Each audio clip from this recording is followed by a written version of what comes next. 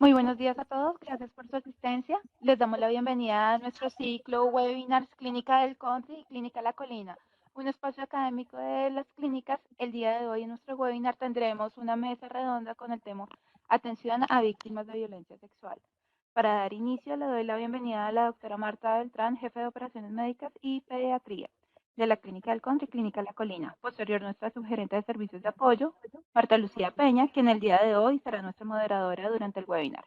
Sin más preámbulo, le doy la palabra a la doctora Marta Beltrán. Doctora, buenos días. Muy buenos días. Es un gusto tener aquí ya muchos participantes. Como decía Caro en la introducción, esta es una de las formas que tenemos de darle visibilidad a las nuevas rutas, a las actualizaciones que se hacen internas para la clínica, para conocimiento de todos. Algunas veces los cursos son largos o leer genera problemas. Entonces, este tipo de mesa redonda nos ayuda a solucionar los problemas y es la razón que tenemos. Por otro lado, es importante tener en cuenta que el curso de atención a víctimas de violencia sexual, que es un curso normativo, está de automatriculación. O sea, cualquiera que no lo tenga disponible en este momento puede entrar a Educo. En Educo se matricula, es el primero que sale en cursos normativos y lo puede hacer en el momento que quiera. Es un curso que permanece abierto a través del tiempo. Y ese curso, Ministerio de la Protección, va sacando actualizaciones normativas sobre la atención de víctimas de violencia sexual y abuso. Entonces, actualmente el Ministerio está terminando una actualización. Nuestro curso normativo irá modificando con las actualizaciones que vaya teniendo. Entonces, doy la bienvenida a un grupo muy importante de panelistas. Marta Lucía Peña, pues, su gerente nos va a hacer de moderadora y forman parte de esta mesa redonda Natalia Maya,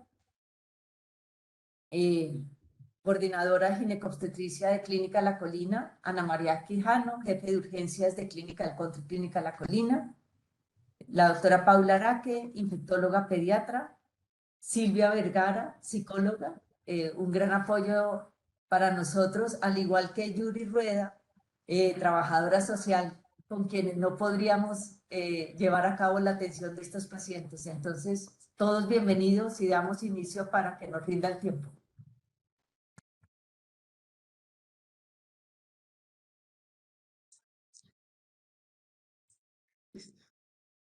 Bueno, buenos días. Muchísimas gracias a todos por estar con nosotros.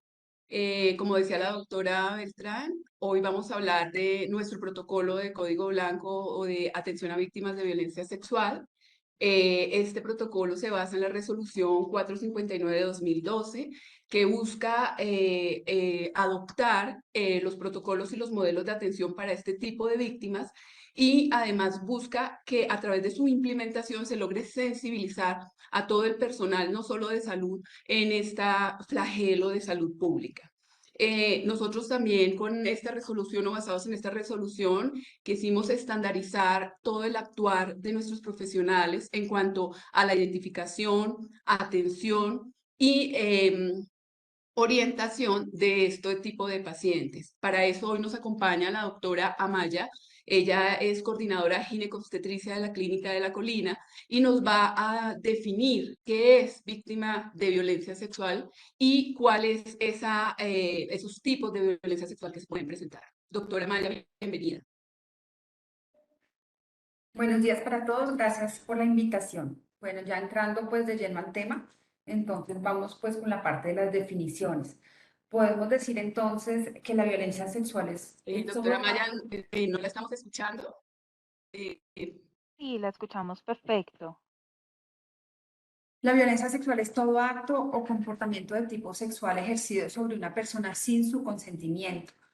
Este acto puede ser con violencia física, psicológica o económica o aprovechando situaciones de desigualdad o relaciones de poder. Entonces, la violencia sexual puede ser coercitiva, cuando se ejecuta mediante la violencia, o abusiva cuando se vale de relaciones de poder o aprovechando, digamos, situaciones de vulnerabilidad de la víctima. La Organización Mundial de la Salud la ha definido como la tentativa de consumar un acto sexual o la ocurrencia de un acto sexual, comentarios, insinuaciones no deseados o acciones para comercializar, utilizar de cualquier forma la sexualidad de una persona mediante coacción, independiente de la relación de esta persona con la víctima, en cualquier ámbito, incluido el hogar, el trabajo, la calle, cualquier sitio de trabajo, cualquier sitio donde ocurra la violencia sexual. Y la violencia sexual se divide en varios subtipos, que son la violación o el asalto sexual, el acceso carnal, el acoso sexual, el abuso sexual, la explotación sexual y la violencia sexual en el conflicto armado. En cuanto a la violación o asalto sexual, entonces podemos decir que está el acceso carnal. Es importante recordar que el acceso carnal es la penetración del miembro viril por vía vaginal, anal u oral, o la penetración por vía vaginal o anal de cualquier parte del cuerpo o de cualquier objeto. Y también debemos recordar que en el acceso carnal no necesariamente tiene que atravesar el introito, sino que puede ser pues también un acceso carnal en solamente la parte del introito, sobre todo pues en el caso de niñas. Y el acceso carnal también puede ser violento o abusivo. Abusivo quiere decir que es sin violencia, sino valiéndose pues de las relaciones de poder. En cuanto al acoso sexual, podemos decir que hace referencia pues al hostigamiento con contenidos y fines sexuales ejercidos de forma unidireccional sobre una persona sin su consentimiento y que le genera malestar a esta persona. Sobre todo se ve mucho en el ámbito pues laboral. También es importante recordar que en el abuso sexual está incluido cualquier acto sexual que ocurra con personas menores de 14 años. De por sí ya se considera que hay un aprovechamiento por parte del sujeto pues agresor, porque al ser menor de 14 años ya la víctima se ubica en una situación pues de desventaja frente al agresor. Digamos que en términos generales pues esas son las definiciones.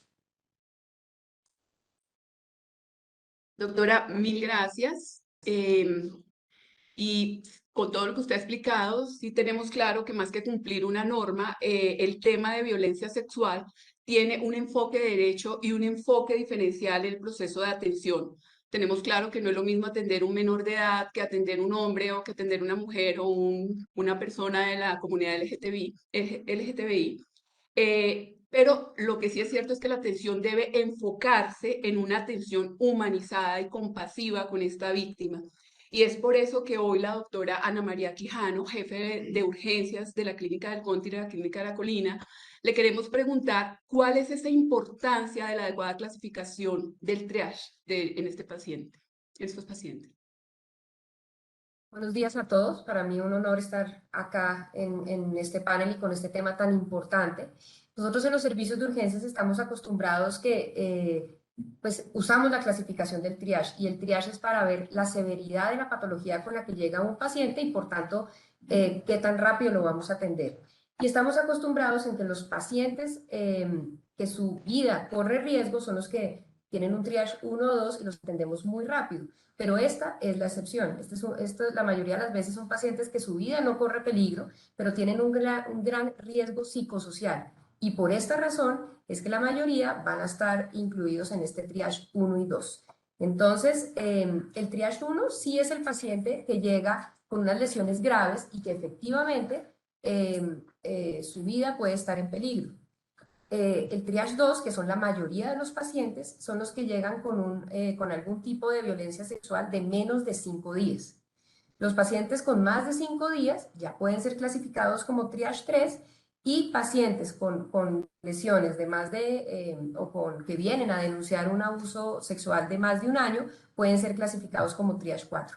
Pero de todas formas, sin importar el triage, a todos los vamos a detectar en el triage de parte de enfermería y los vamos a ingresar de inmediato a algún sitio donde vamos a empezar su atención muy rápidamente. Doctora, muchas gracias. La atención de estos pacientes involucra diferentes profesionales y quisiera saber cómo se trata ese manejo multidisciplinario que debe recibir el Código Blanco y cómo podemos hacer nosotros para evitar que a través de ese manejo multidisciplinario se revictimice este paciente. Definitivamente lo más importante en estos pacientes es ese manejo multidisciplinario del que Marta está hablando.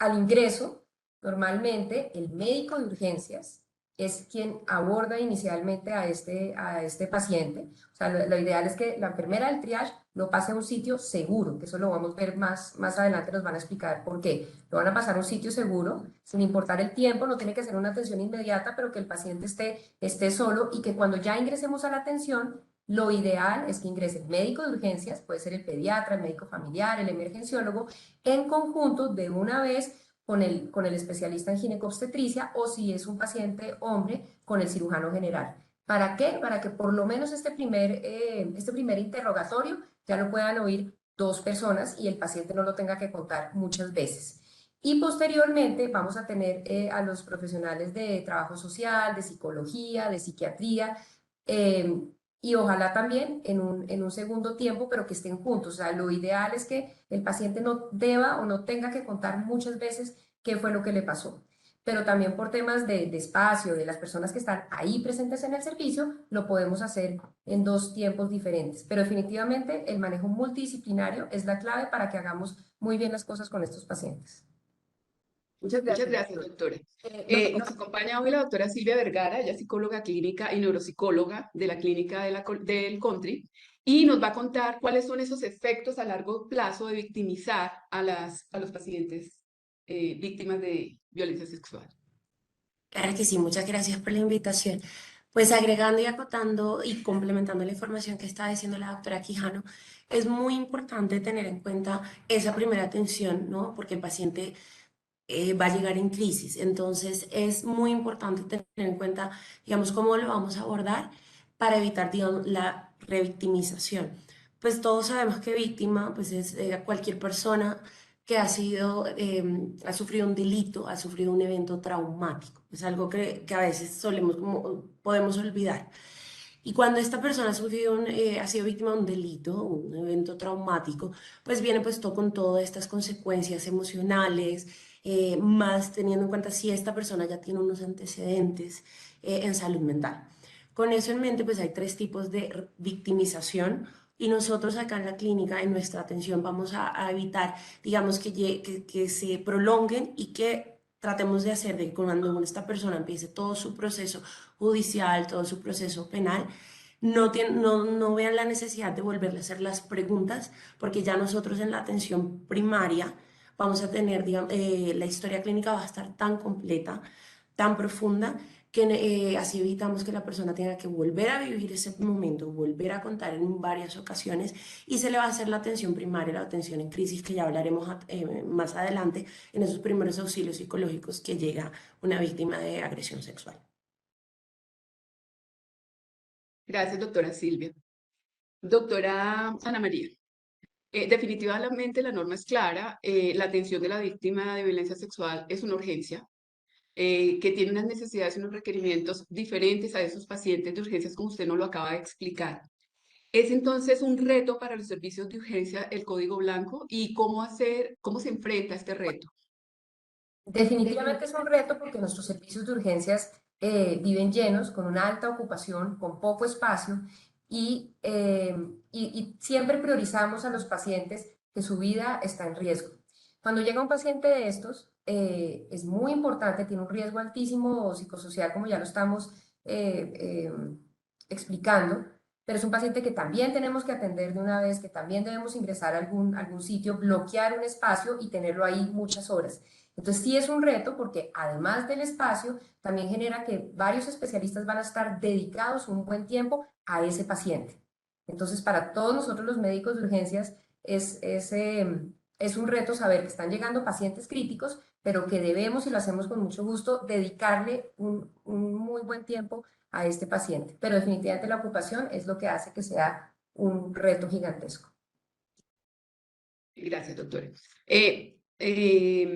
Doctora Natalia, ese espacio protector que nos está hablando la doctora Quijano, que nos permite que el paciente tenga un momento para tranquilizarse, para enterarse de qué va a suceder, para que también sienta que estamos protegiéndolo, que nadie va a entrar, que no haga parte de ese equipo de atención del paciente. Es un espacio que estamos dando además para prepararlo para el examen físico. Doctora, cuéntenos cómo es ese examen físico de un paciente víctima de violencia sexual. Bueno, en cuanto al examen físico, pues ya se deben haber cumplido los requisitos, pues de llenar el consentimiento informado, de haberle explicado, pues al paciente más o menos cómo se va a realizar el examen físico, se van a tomar algunas muestras que son necesarias, pues para identificar el agresor, se van a tomar otras muestras para identificar enfermedades de transmisión sexual. O sea, el paciente ya debe estar plenamente claro de cuál es el paso a paso. Importantísimo, pues el respeto a la dignidad, al pudor, no ejercer más daño del que ya la persona tiene, y es importante que la persona esté acompañada pues, de la persona que está responsable en ese momento de ella o que se siente apoyada. Si no tiene ningún apoyo, pues es importante que la enfermera, la auxiliar de enfermería, la psicóloga o la trabajadora social esté con ella para darle ese apoyo necesario, pues para enfrentarse al examen físico. Hemos decidido que en ese espacio protector esté, como ya dijimos, que sea multidisciplinario, esté las dos personas que se van a encargar principalmente del examen físico. Y esto depende de si es un niño, es un adulto, si es un hombre o si es una mujer o si es una persona transexual. Si es un niño, va a estar, el examen físico lo va a realizar el pediatra con el cirujano pediatra. Si es una niña, el pediatra con el ginecólogo. Si es una adulta mujer, el médico de urgencias, el médico familiar con el ginecólogo. Y si es un adulto hombre, el médico familiar con el cirujano general de turno. Entonces, por eso es importante que todos estemos involucrados en esta dinámica para que funcionemos como un equipo que ya esté entrenado y que se haga el examen físico pues de una forma ágil, prudente y no repetitiva, pues para no revictimizar. Bueno, importante, pues en ese primer Gracias, doctora. instante, Doctora, ¿cuáles son esas muestras que deben tomarse en este tipo de pacientes? bueno, voy a referirme un poquito más al examen físico. Entonces es importante pues ubicar la paciente o el paciente sobre el papel craft para cuando se vaya a desvestir y proporcionarle una bata que le pues permita, digamos que mantener su pudor y solamente ir destapando las partes que vamos a examinar. El examen físico se debe hacer cefalocaudal, examinando primero la mitad superior y dejando por último la parte genital, que es la parte pues digamos más sensible del examen físico. Inicialmente se hace un examen pues general, mirando si hay algún tipo de lesión, haciendo la adecuada clasificación del trauma según las escalas vigentes de urgencias, la escala de Glasgow, todas las escalas pues para identificar de pronto una lesión que pueda comprometer la vida y que requiera un tratamiento quirúrgico inmediato, una estabilización, digamos, por el servicio de ortopedia, bueno, diferentes medidas para corregir, por ejemplo, un trauma. Posteriormente, pues se debe valorar el estado neurológico, documentar todo tipo de heridas que se encuentren. Y en este examen físico, simultáneamente vamos llenando el examen pericial. El examen pericial es la constancia de las lesiones que nosotros encontramos y de las muestras que le tomamos para poder identificar el posible agresor. Entonces, en la mitad superior del cuerpo, pues vamos a mirar cefalocaudalmente qué lesiones tiene, recordar que siempre hay que hacer la otoscopia, mirar orofaringe, cuello, bueno, todas las lesiones se van describiendo si aparece quimosis, erosiones, escoriaciones y se va realizando un gráfico donde se describe exactamente el tipo de lesiones.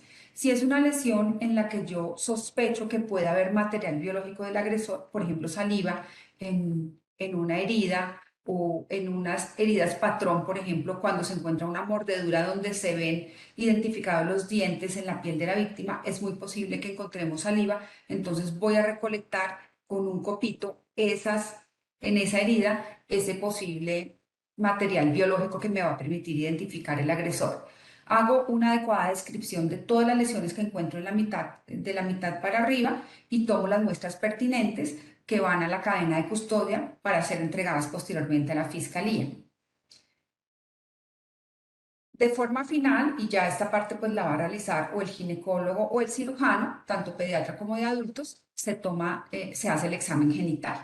La pertinencia del examen genital pues depende del relato de la víctima, porque por ejemplo, si fue solamente tocamiento o si fue un acoso verbal, pues no ha lugar el examen genital.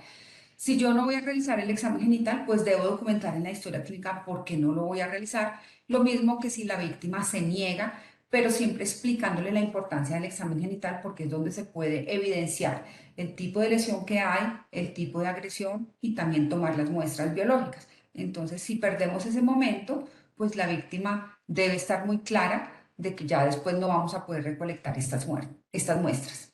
Bueno, el examen pues obviamente va a variar si es un adulto, si es un niño, y comprende la zona genital, que es vulva, pene y escroto, la zona anal y la zona paragenital, que sería la parte de los muslos, glúteos, la parte del pubis y la parte del perineo. En cuanto a la zona genital de la vulva, es importante pues no utilizar el espéculo, a no ser que yo encuentre una hemorragia profusa o que tenga que tomar una muestra, digamos, pues cuando estoy sospechando una infección por clamidia, digamos que la violencia sexual ocurrió ya hace bastante tiempo y estoy sospechando una enfermedad de transmisión sexual. Pero en lo posible, pues no se debe utilizar el espéculo porque obviamente va a ser percibido por la víctima como pues algo muy agresivo. Bueno, en la parte genital, entonces, ¿qué voy a identificar? Pues en la parte de la vulva, cualquier tipo de lesión, erosión o desgarro del himen. Digamos que aquí la parte del himen pues cobra mucha importancia para nuestro diagnóstico, sobre todo en los casos de la niña. Voy a identificar si hay un desgarro del himen reciente, donde se ve equimosis o se ve sangrado, o si hay un desgarro pues del himen antiguo en las personas que ya han tenido relaciones sexuales.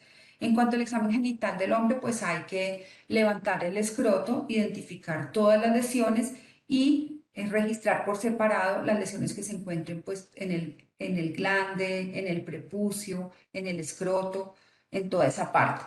Y en el hombre pues también tiene mucha importancia el examen de la zona anal. Entonces debo describir cómo es la abertura de la zona anal, si el esfínter anal está tónico o está hipotónico, si hay algún tipo de lesión y recolectar todo tipo de secreciones que yo encuentre en esta parte.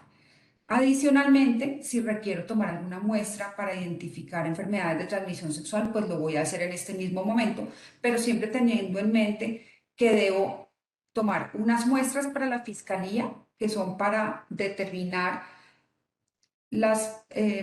digamos que las muestras biológicas del agresor y otras muestras que yo voy a procesar directamente en la clínica que me van a permitir detectar enfermedades de transmisión sexual o cuando yo sospecho pues algún tipo de infección. Entonces siempre separar estas dos muestras porque las muestras de cadena de custodia pues tienen un procesamiento diferente a las muestras que se van para el laboratorio para el análisis interno acá en la clínica. Bueno, posteriormente pues se va a llenar obviamente el informe pericial, que es como el registro de todas las lesiones que tiene y de todas las muestras que se toman. Las muestras se van tomando también de forma cefalocaudal, se toman pues de la cavidad oral, con un hisopo y con una seda dental, de todas las lesiones que yo encuentre en el cuerpo, si voy a recolectar saliva, como ya les dije. En las manos se debe hacer un corte de uñas, si de pronto para poder identificar células o piel debajo de las uñas. Si la persona no permite el corte de uñas, se puede tomar la muestra con un hisopo y se toman las muestras de la zona genital. En la mujer generalmente se toma pues una muestra perianal, una muestra perineal y una muestra vulvar. Y en el hombre se tomaría también una muestra perianal y una muestra si aparecen lesiones en la parte del escroto, del pene o del glande. Importante pues que el examen se realice pues de una vez en conjunto con los dos especialistas para que solamente se realice un examen físico, las muestras se tomen pues sin generar dolor ni ninguna molestia pues a la víctima, también se realicen de una forma ágil y quede todo documentado en la historia clínica. Esa sería la parte de resumen del examen físico. Listo. Gracias, doctora. Doctora, ¿usted nos podría precisar un poco más cuando hablan de informe pericial, de qué están hablando? Bueno, el informe pericial es como el resumen donde vamos a documentar qué tipo de lesiones tiene la víctima, porque esto posteriormente va a tener un análisis, digamos, de medicina legal para determinar el tipo de incapacidad. Y segundo, para dejar evidencia de qué muestras se recolectaron. Entonces, es un informe donde vienen unos diagramas de todas las partes del cuerpo donde se van marcando y dibujando las lesiones que tiene la persona y se van describiendo su tamaño, su localización, si es una lesión patrón, por ejemplo, una mordedura, o si es una lesión por succión, o si es una equimosis, una herida, etc. Y posteriormente viene una parte que se llama la parte de conclusiones, donde yo voy a hacer un pequeño resumen de, digamos, de los hallazgos que yo encuentro y que obviamente va a servir posteriormente al juez o a la parte judicial para tomar una decisión en cuanto, pues, al caso, si se trata de una violencia, si la violencia fue un acceso carnal violento o abusivo y qué tipo de lesiones se encontraron. Doctora, muchísimas gracias por su amplia explicación. Hoy nos acompaña también la doctora Paula Araque. Ella es médica infectóloga pediatra de la Clínica del Country y de la Clínica de la Colina. La doctora Araque hoy nos va a contar esa diferencia entre muestras y pruebas y cuáles son esas pruebas diagnósticas que se deben solicitar a los pacientes víctimas de violencia sexual. Doctora, muy buenos días. Buenos días, Marta, y buenos días para todos. Y bueno, muchas gracias por la invitación. Entonces, bueno, hablando de las pruebas diagnósticas a solicitar, pues antes de comentarles cuáles son esas pruebas, pues es importante recordarles que las pruebas a ser solicitadas van a depender del relato de la víctima y de las condiciones de la víctima por los hallazgos al examen físico, ¿sí? Que hagan pues sospechar la posibilidad de una enfermedad pues, de transmisión o la posibilidad de transmisión de la enfermedad y de embarazo, es decir, debe ser, digamos, selectivos en este proceso según el relato y según los hallazgos al examen físico para saber si se deben solicitar las pruebas. Aquí es importante tener en cuenta el tiempo transcurrido entre el evento y esa primera consulta, ¿sí? Así categorizamos a los pacientes, pues digamos, si consultan antes de las 72 horas o después de las 72 horas. Entonces, esto es importante, digamos, para la solicitud, la interpretación de las pruebas y para la profilaxis que se administra posteriormente. Entonces, pues les recuerdo que estas pruebas hacen parte del kit de profilaxis posexposición con el que contamos en las clínicas. Y dentro de las pruebas a solicitar, entonces tenemos una prueba rápida para sífilis, la prueba que realizamos de VIH, el antígeno de superficie para hepatitis B, los anticuerpos contra el antígeno de superficie de hepatitis B, una prueba de embarazo. También buscamos, pues hacemos un frotis vaginal en búsqueda de tricomonas vaginalis. También se hace el Gram y el cultivo en agar, chocolate y en Taller Martin buscando infección por gonococo. Esto se debe hacer en muestra idealmente endocervical. También se hace en muestra uretral y de la mucosa anal. Y las pruebas toxicológicas que se hacen en sangre y en orina, pero pues digamos que esto aplica exclusivamente pues, o aplica en los casos en los que hay una sospecha de que haya uso de alcohol y drogas de abuso según pues lo relatado o según las condiciones en las que llegue la víctima, ¿sí? Digamos que estas son las pruebas que se realizan y que están dentro del kit de profilaxis posexposición, ¿sí? Adicional a estas pruebas, digamos que antes de iniciar la profilaxis, pues digamos que sobre todo referente al uso de los medicamentos antirretrovirales que se dan por 30 días, digamos que sí debemos solicitar otras pruebas complementarias como son el hemograma, un perfil lipídico, pruebas de función hepática y pruebas de función renal como para tener un basal para el seguimiento de estos medicamentos por los efectos adversos asociados que se pueden presentar. Gracias, doctora. Doctora, y mencionando esto que usted acaba de decir de la profilaxis, ¿usted nos puede contar un poco cómo es esa profilaxis por posexposición y a quién le corresponde administrarla? Claro que sí, Marta. Entonces, pues, digamos que la profilaxis posexposición consiste en la administración y la aplicación de medicamentos, dentro de los que tenemos antirretrovirales, antibióticos de dosis única, ¿sí? La vacuna contra hepatitis B, gamma globulina contra hepatitis B, y los medicamentos que se utilizan en la anticoncepción de emergencia. Entonces, estos pues básicamente los administramos después de la exposición para disminuir el riesgo de contraer enfermedades de transmisión sexual, ¿sí? Digamos que se administra, digamos, a las víctimas quienes por el tipo de contacto sexual que tuvieron, principalmente cuando hay contacto con secreciones, pues tienen un mayor riesgo de contraer la enfermedad. Sí, para eso tenemos unas tablitas donde se estima el porcentaje de riesgo, ¿sí? De la víctima según la fuente y según el tipo de contacto sexual que haya tenido. ¿Sí? Es diferente, por ejemplo, si hubo, por ejemplo, solamente tocamientos o si hubo un beso, a que si ya, por ejemplo, se presenta como eyaculación, que ya hay un contacto más directo con secreciones donde el riesgo pues claramente es más significativo, ¿sí? Y pues esto dependiendo también de la enfermedad, entonces con esas tablitas, pues contamos con esas tablitas que nos hablan de esos porcentajes, ¿sí? Y la administración de la profilaxis también, como les comentaba anteriormente, va a depender del tiempo, ¿sí? Digamos, transcurrido entre el evento y esa primera consulta. Entonces, idealmente las profilaxis siempre se administran antes de las 72 horas del evento, ¿sí? Entonces, es así como tenemos que los dos principales factores que van a determinar la administración de la profilaxis, entonces van a ser el riesgo estimado según el tipo de contacto y el tiempo transcurrido entre el evento y esa primera consulta. Eso es lo que define la profilaxis.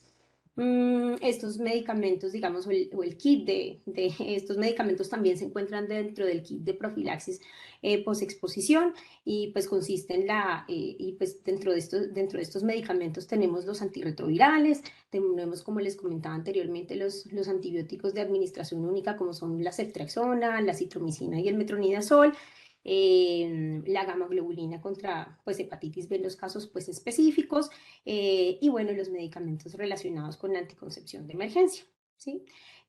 Otra cosa pues, que es importante tener en cuenta y es que hay pacientes ¿sí? o víctimas que consultan después de ese periodo como de ventana de alguna manera que tenemos para la administración de las profilaxis. Entonces, si ellos consultan después de este tiempo, ¿sí? Hay que hacer un abordaje para descartar que tenga una enfermedad específica si adquirió de pronto con ese evento que ocurrió de pronto con un tiempo, con un importante tiempo de anterioridad, pues buscar si realmente tuvo la infección o no, y en caso de que se confirme la infección, pues por dar, digamos, direccionar la terapia y dar el tratamiento requiere. Doctora, muchísimas gracias.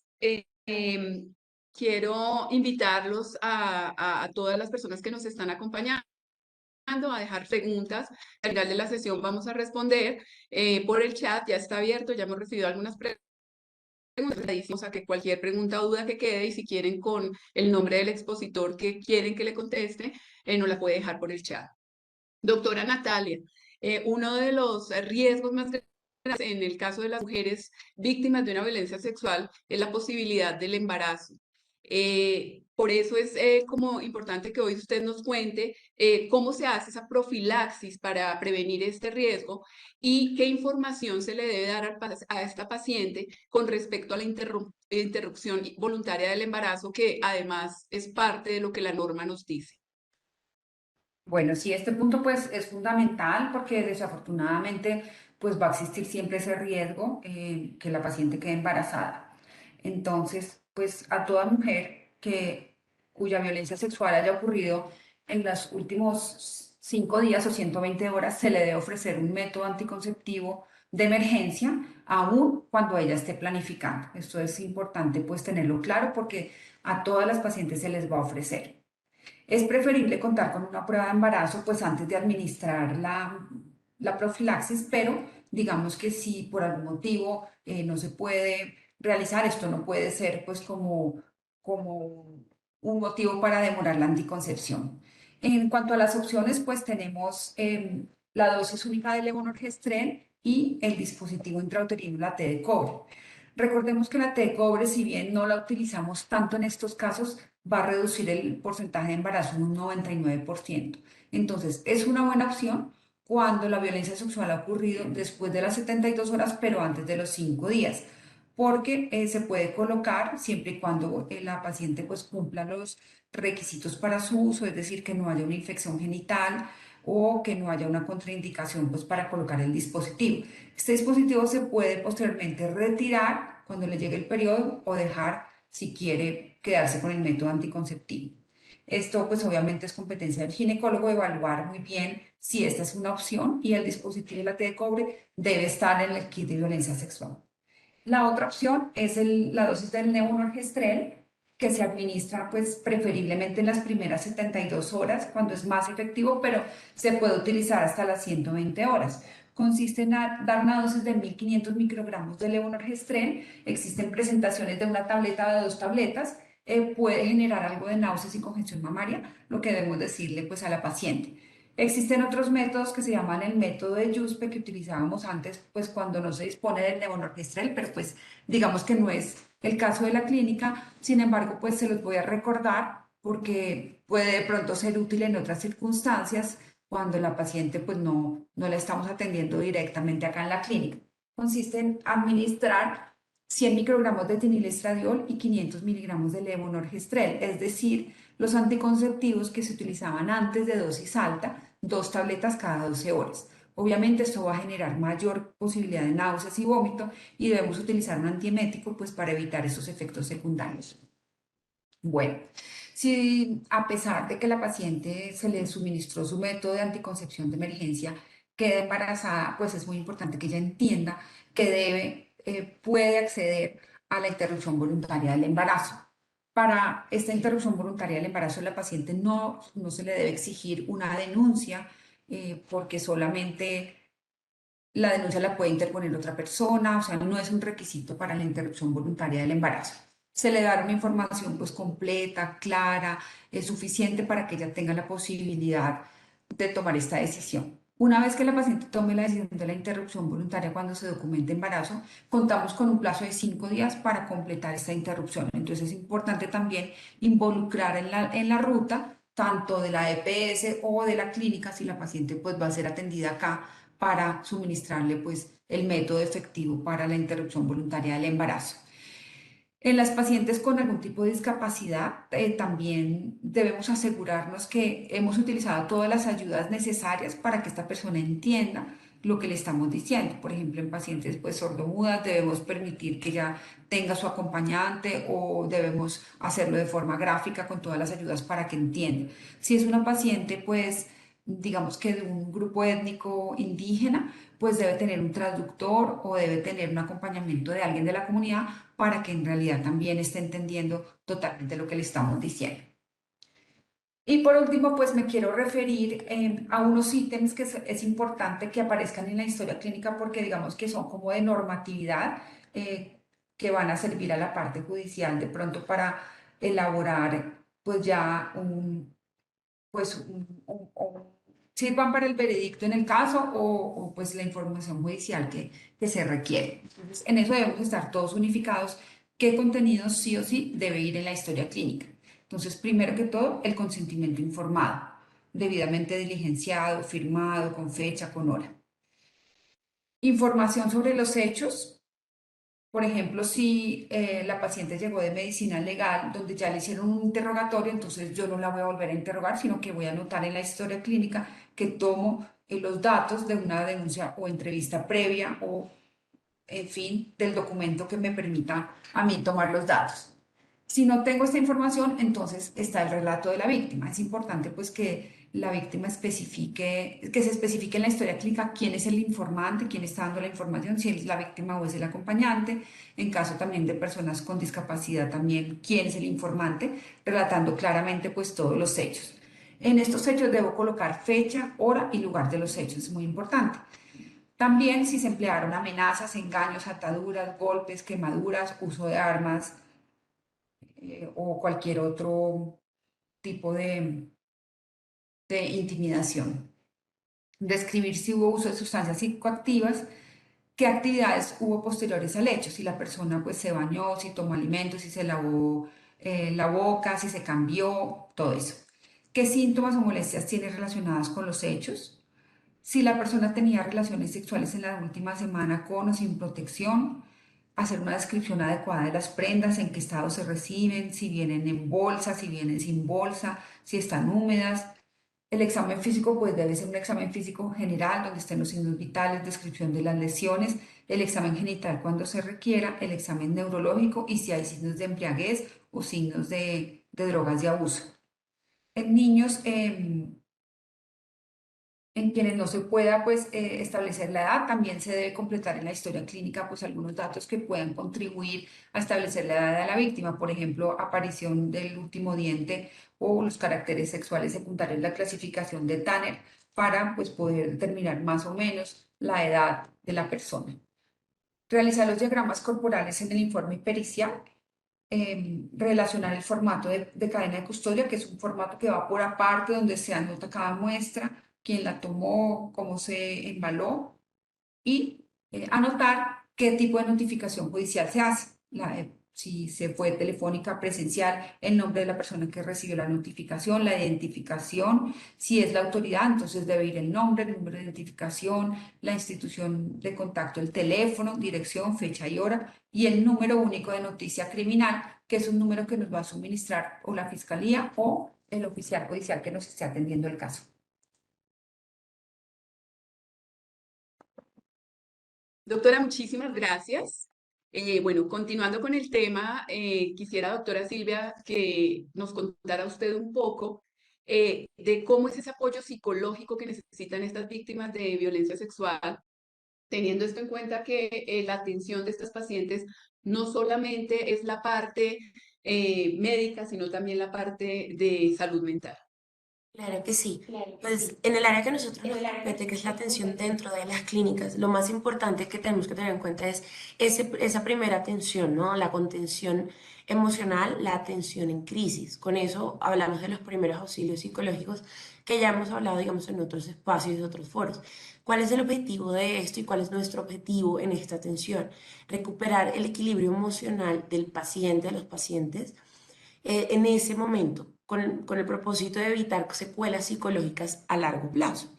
Por eso es súper importante y algo que decía la doctora Quijano al principio, todos los profesionales que nos acerquemos a estos pacientes, tener en cuenta cómo nos vamos a comunicar con ellos, no juzgarlos, ¿no? Tratar de evitar que nuestras creencias personales los pongan a ellos y a sus padres, en caso de población pediátrica, en una situación incómoda.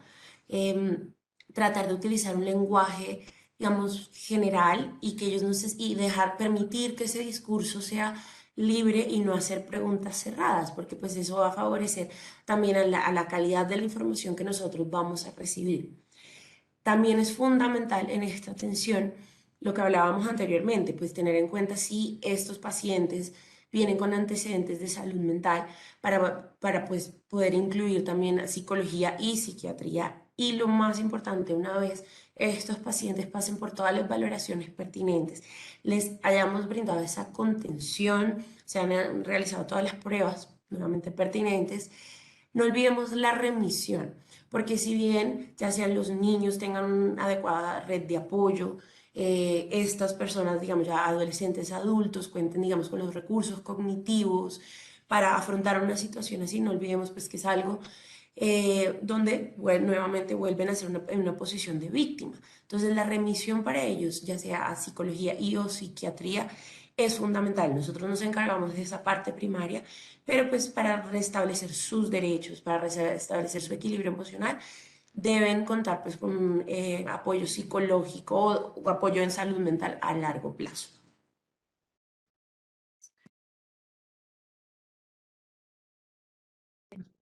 Muchas gracias, doctora Silvia. Sin lugar a dudas, una componente fundamental del equipo multidisciplinario que está atendiendo el paciente víctima de violencia sexual es trabajo social. Y para eso hoy nos acompaña la doctora Yuri Rueda, ella es trabajadora social del equipo de la clínica del Country. Y quisiéramos que nos cuente cuál es esa importancia que tiene la valoración social ante una sospecha de código blanco o de una víctima de violencia sexual. Muy buenos días. Gracias. Buenos días para todos. Muchas gracias por la invitación. Bueno, la valoración sociofamiliar tiene una trascendencia bastante amplia, debido a que a través de ella vamos a conocer varios aspectos y variantes del paciente o la paciente. La primera es hacer la identificación de cuál es la red de apoyo con la cual la persona cuenta para hacer el respectivo afrontamiento de esta situación. Cuando hablo de redes de apoyo me refiero a la familia, los amigos, redes primarias, terciarias, institucionales, etc. Y a su vez también mirar los factores de riesgo social que estuvieron implícitos en la posible conducta abusiva. ¿Qué sucede? Para hablar de un código blanco o de una sospecha de abuso sexual, tenemos que hacer una identificación contextual de la situación. Es decir, si el abuso se dio en el contexto del espacio público por un desconocido, si se dio en el entorno familiar, en la casa, si se dio por parte de un miembro de la familia, por un amigo de la familia, si se dio en el ámbito escolar, si se dio en el ámbito laboral, si se dio en el contexto de una actividad recreativa que estuviese desarrollando la persona. De ahí que la valoración social toma una importancia fundamental para hacer recolección de la información que se necesita para argumentar el caso y por ende hacer la activación de las rutas de restitución de derechos. Entonces, ese acercamiento con la persona, el acercamiento social que generamos, pues primero que todo, como lo dice la doctora Silvia, debe estar cargado de mucha empatía, de mucha compasión por la situación del otro, sin juzgar, sin hacer preguntas revictimizantes, sino siempre dándole la apertura a la persona para que pueda hablar y pueda expresar el cómo se siente y a partir de ello nos va a ir dando la información que requerimos. Cuando este abordaje se hace asertivamente, a veces no es necesario generar tantas preguntas, sino que la persona se siente tan en confianza que va dando la información poco a poco y nosotros nos limitamos a escuchar y a recoger la información. Muchas gracias. ¿Y cuáles son esas rutas de atención que se deben activar en el caso de Código Blanco y cuál es la responsabilidad institucional, si le cabe, en cuanto a la atención y el manejo de estas rutas? Ok, bueno, cuando hablamos de atención de rutas, primero que todo quiero hacer una breve definición. Son los mecanismos con los cuales cuenta el Estado colombiano para restablecer los derechos de una persona víctima de una presunta violencia sexual. Entonces, lo definimos según grupo poblacional. Hablamos de la población adulta y niños. Hablemos primero de los niños. Cuando nos llega un niño, niña o adolescente con una sospecha de conducta sexual abusiva, sí o sí la ruta se activa. ¿Qué es lo primero que se hace? Activamos ruta de atención con el Instituto Colombiano de Bienestar Familiar. Hacemos posteriormente la notificación con la Fiscalía General de la Nación. Y si el abuso sexual se dio en el marco del núcleo familiar, hacemos notificación con Comisaría de Familia. Son 3 rutas que activamos en ese momento. Podemos optar por llamar al cuadrante de la Policía de Infancia y Adolescencia quienes van a tomar una notificación. Una sugerencia que yo hago pues para todos nosotros, los compañeros y demás personas que estamos en contacto con el paciente, es que si de pronto en el momento no contamos con trabajo social o psicología, lo primero que hacemos es llamar al cuadrante de la policía y que ellos se contacten con Policía de Infancia y Adolescencia. Ellos saben cómo seguir el proceso, pero la idea es que desde trabajo social, que realmente es mi labor, se haga toda la activación correspondiente. Hay que ser claro en algo. Así los papás, tutores o la persona que haya traído a la niña o niño al servicio de urgencias ante la sospecha de código blanco, así no estén de acuerdo, nosotros tenemos que notificar sí o sí. Cuando a mí un papá, un hermano, un familiar me dice que no está de acuerdo con la denuncia, me genera realmente muchas dudas. Entonces empieza uno como a mirar qué está pasando ahí, por qué la negativa ante la duda, que pueden ser muchas posibilidades, ¿no? Puede ser que la persona que vino sea inclusive el mismo agresor o que sepa quiénes, pueden suceder muchas cosas, entonces con más razón hay que activar la ruta.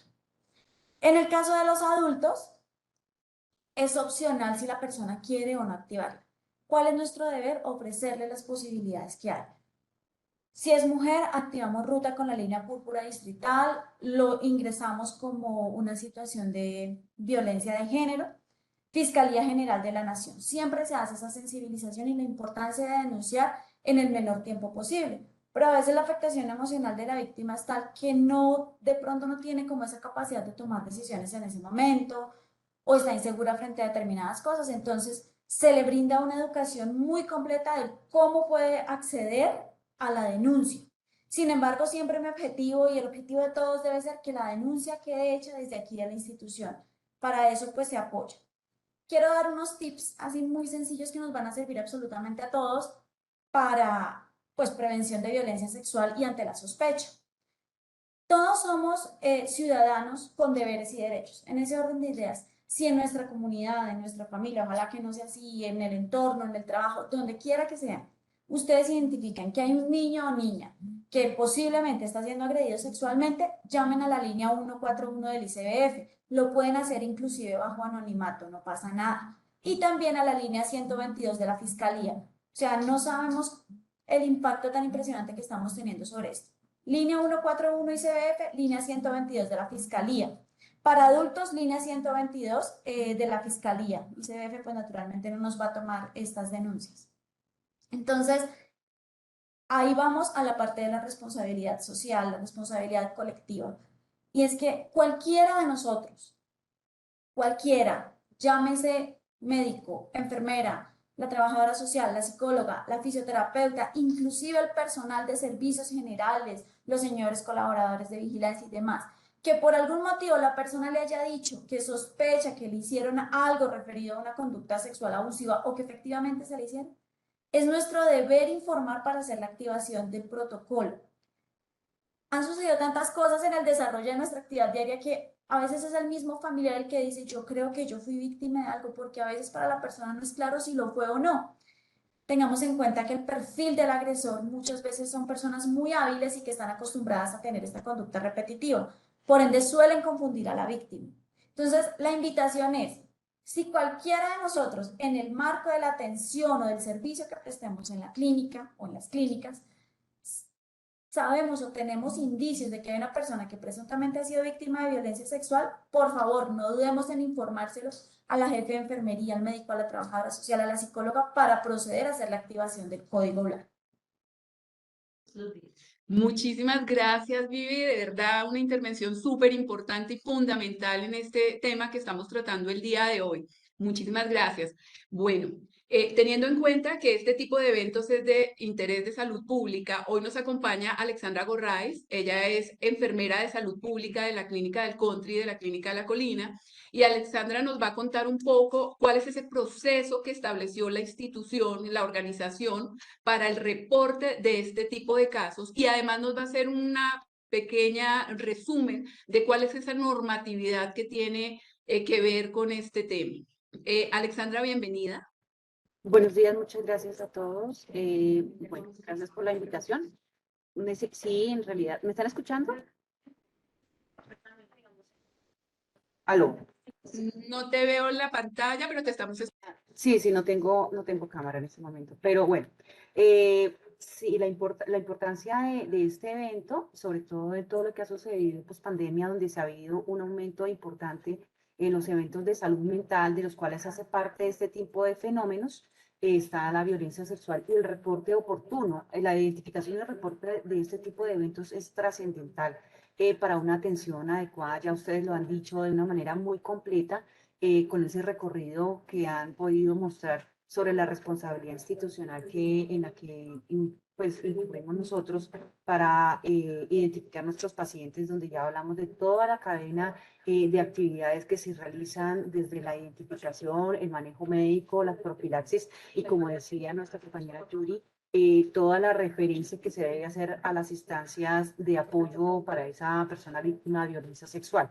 Desde la parte de salud pública, entonces es importante recordar que esto tiene una normatividad relacionada que nos recuerda la importancia de hacer este reporte desde la ley 1146 de 2007, en donde se expiden las normas de prevención de violencia sexual y atención integral a niños, niñas y adolescentes con abuso sexual. Se crea toda una normatividad alrededor respaldando este tipo de prevención en nuestro país. Y en la ley 1257 se dictan las normas también de prevención y sanción en la violencia de discriminación hacia las mujeres, dentro también del Código Penal.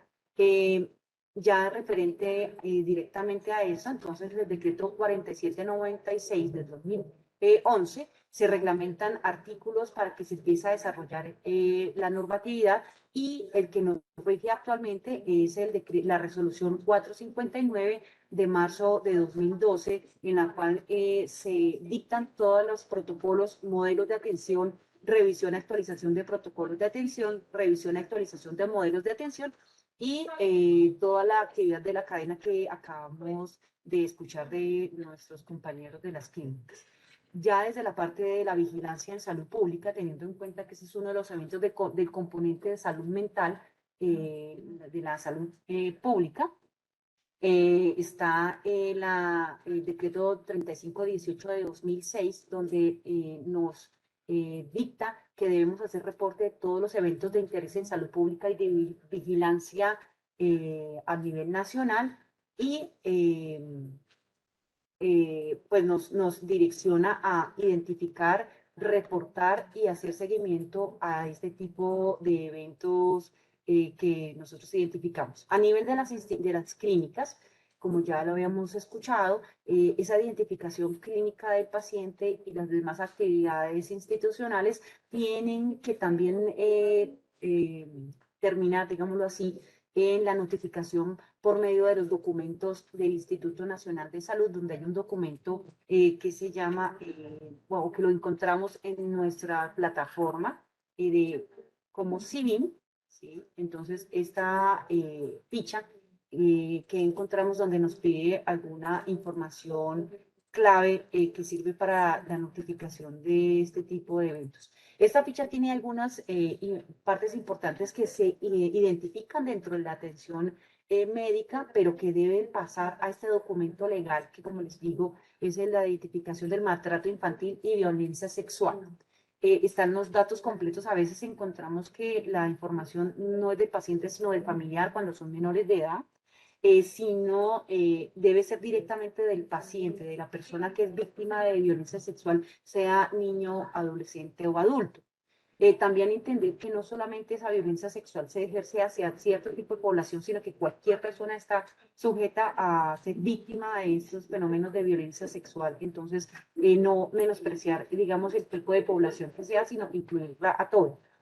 Importante incluir el tipo de grupo poblacional en que está inmerso nuestro paciente, si son personas con discapacidad, si son personas habitantes de calle, migrantes, en este momento cobra mucha relevancia, si son personas víctimas de conflicto armado, teniendo en cuenta que una de las armas, digamos, de violencia en nuestro país es la violencia sexual dentro del conflicto armado. Si son personas gestantes o personas con enfermedad mental, cobra bastante importancia.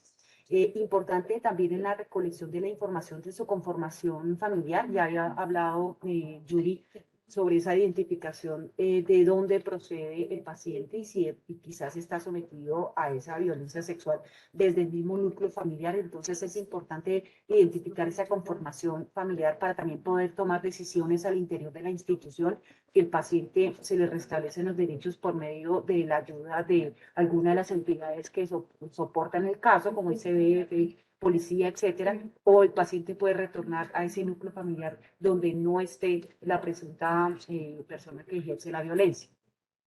Es importante también, por último, identificar el tipo de violencia. Siempre la violencia sexual, para recordarles en el diligenciamiento de este documento, está la violencia sexual, pero la violencia sexual trae implícita o casi que va a par la violencia emocional. Entonces, siempre contemplarla y agregarla ahí. Entonces, pues, hacer esa integralidad en el análisis de esos casos. Muchísimas gracias, jefe. Muy importante y muy al lugar su explicación. La doctora Beltrán nos va a complementar un poco esas notificaciones que hablaste y que habló también Yuri hace un momento. ¿Qué va a suceder en los fines de semana cuando llega un paciente de violencia de víctima, una víctima de violencia sexual? ¿Quién hace el reporte? ¿Cómo se mantiene ese espacio que se le está entregando al paciente?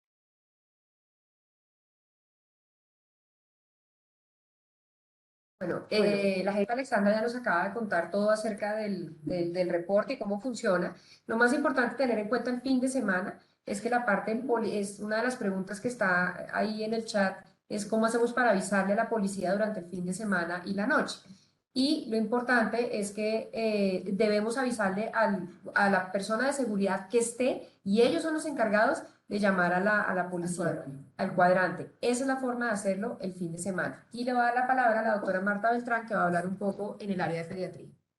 Y una cosa importante para terminar en el área de pediatría, los niños se hospitalizan, todos los niños tenemos que entregarlos a bienestar el lunes, pues hacer la notificación completa para activar ruta, bueno, bienestar o policía según corresponda, pero lo importante es que estos niños que quedan hospitalizados de viernes a lunes, y es porque las entidades no funcionan sino en horario de oficina, o sea, bienestar no funciona sino el lunes, pero lo que hay que entender es que no es una pérdida de tiempo, no es que tengamos aquí a alguien sin hacerle nada, lo que está descrito en la guía del ministerio es muy claro y es que hay que dar un tiempo para que decanten un poco las cosas.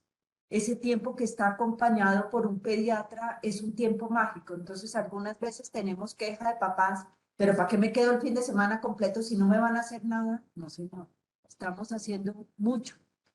Hay un pediatra acompañando y estamos dejando que decanten las cosas.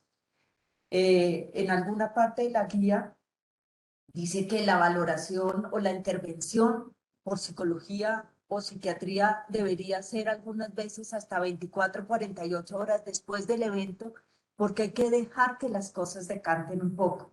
Y eso es importante tenerlo en cuenta para tener unas respuestas para darle a estas familias. No solo dejamos al niño porque hay que entregarlo, a la niña porque hay que entregarla el lunes a fiscalía o a bienestar familiar, y hay que hacer los reportes del caso ante estas entidades, y que tenemos trabajo social y psicología hasta el lunes, y psiquiatría los dejamos también porque hay que acompañarlos y hay que dejar un espacio de tranquilidad, un espacio en que decanten las cosas como para que tengamos en cuenta. Creo que... Claro, doctora. Muchas gracias y qué importante que nosotros podamos, cada una de las personas que está acá, bajar esta información incluso a la parte asistencial, al servicio de experiencia al usuario, que son en últimas los que a veces se ven enfrentados a responderle al familiar esa demora que sienten que se está sucediendo, porque el familiar sigue allí y siente que están perdiendo tiempo. Entonces, muchísimas gracias, doctora, importantísimo. No sé si quiere aclarar.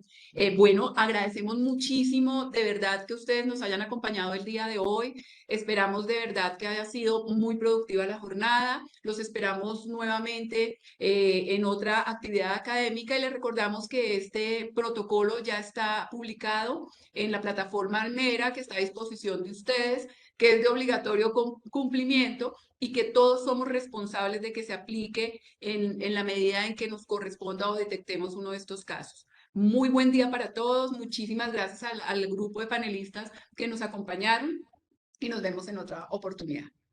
Muchas gracias.